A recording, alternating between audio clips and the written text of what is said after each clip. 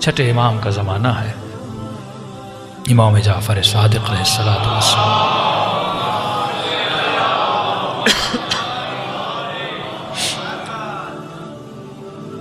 کتنی محبت کرتے ہیں اہل بیت، یا آپ تصور بھی نہیں کر سکتے اپنی جدہ امجدہ سے۔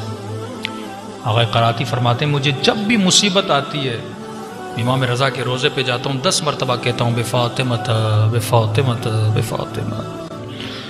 کبھی 10 مرتبہ پورا نہیں ہوتا، امام رضا میری حاجت کو دے دیتے ہیں۔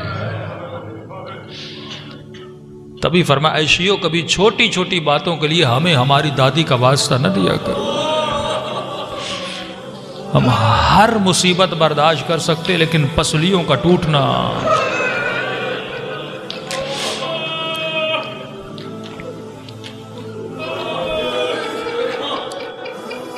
چھٹے امام کا صحابی خدمت میں آتا ہے، مولا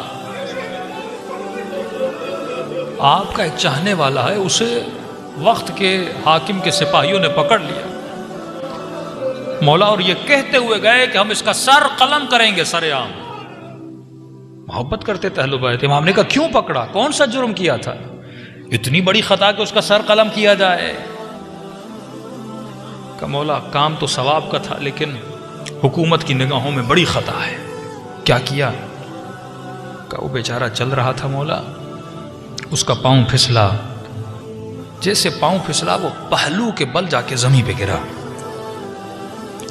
جب اس کے کمر میں چوٹ لگی تو اس نے فریاد کی اور آہ بلند کرنے کے بعد اس نے سیدہ کے قاتل کا نام لے کے اس پہ لعنت بھیجی۔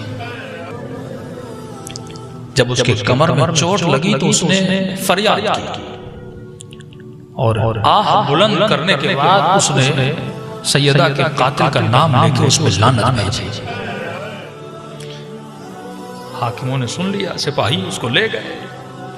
امام نے کہا اچھا آقا میرے سپاہیوں کو جمع کر مسجد میں جمع ہو جا، میں اس مومن کے لیے دعا کرنا چاہتا ہوں۔ صرف اپنے صحابہ کو جمع کیے، امام نے دعا کے لیے ہاتھوں کو بلند کیے، یقیناً اپنی دادی زہرا کا واسطہ دیا ہوگا۔ دعا ختم ہوئی کہ جلدی جا، وہ آزاد ہو گیا ہوگا۔ یہ مومن دوڑا دوڑا واقعاً دیکھا وہ آزاد ہو چکا ہے۔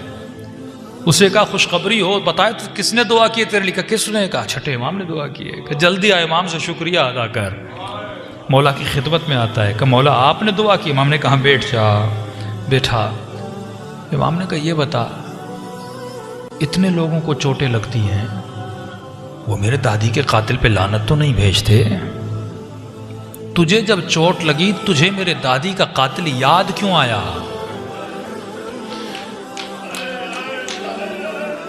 کہ مولا میں نے تو آپ ہی سے سنا ہے نا کہ بیوی کی پسلیاں ٹوٹ گئی تھی۔ مولا جب میں گرا پسلی نہیں ٹوٹی، لیکن تکلیف اتنی ہوئی میں یہ سوچ رہا تھا جس کی پسلیاں ٹوٹی ہوں گی اس پہ کیا گزری ہوگی۔